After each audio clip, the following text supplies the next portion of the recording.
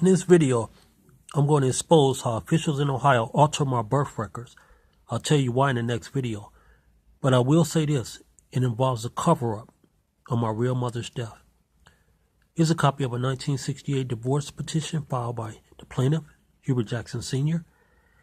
And you see right there in paragraph number 2, the plaintiff further states that he and the defendant were married at Toledo, Lucas County, Ohio in 1966, and that 2 children were born as issue of said marriage, namely Allison, age 2, which means she was born around 1966, and Renee, age 3.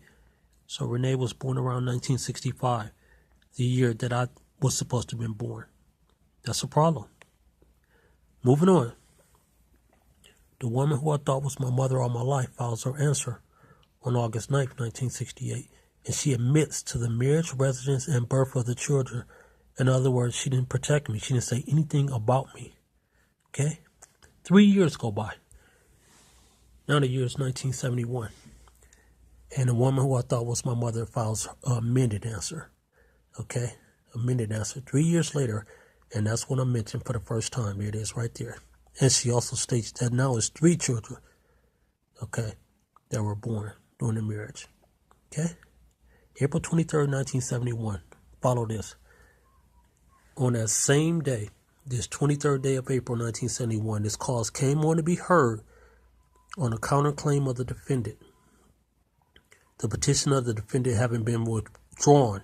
So in other words, she files a amended answer on April 23rd, 1971, and then she withdrew her petition on that same day. And the judge kept me in the record anyway. There I am right there. Hubert, age 6. And then the court waited until June 7th to enter the final judgment entry. So she has some help to get me to pull this off. Unbelievable. Here's my short form birth certificate. Officials in Columbus, Ohio gave me the state file number 1965. That's the year. 037946. 037946. Officials claimed that my record was filed on March 16, 65. That's impossible because this state file number 037946 couldn't have been issued on that day because here's a state file number that's lower than mine, 037914. And hers was filed 2 weeks after mine. So in other words, on March 30 of 65, the state officials were only at this number. There's no way you could have filed this certificate on March 16th. That implies that you went back and did this. Okay? Looking at the long form on my birth certificate. There's my date of birth, allegedly, 3/2/65. Look at the date the certificate is signed. It's signed before I was born. It's signed 3/1/65. Okay? The serological date says August 64. Okay? Toledo Hospital officials stamped it 3/1/65. Okay?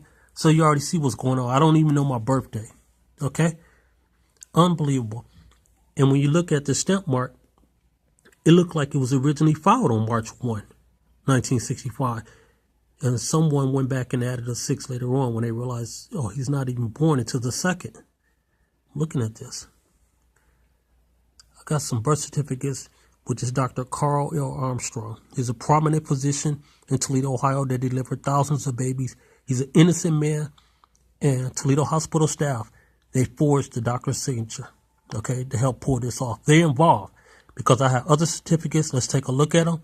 Dr. Carl L. Armstrong always looped the letter T in his middle initial L. He always put close to Carl. It wasn't a space like that. He never put his middle initial right in the middle. All right, look at these other certificates. Look at this. You see that letter T is looped. You see his middle initial L? It's close to Carl. You see that?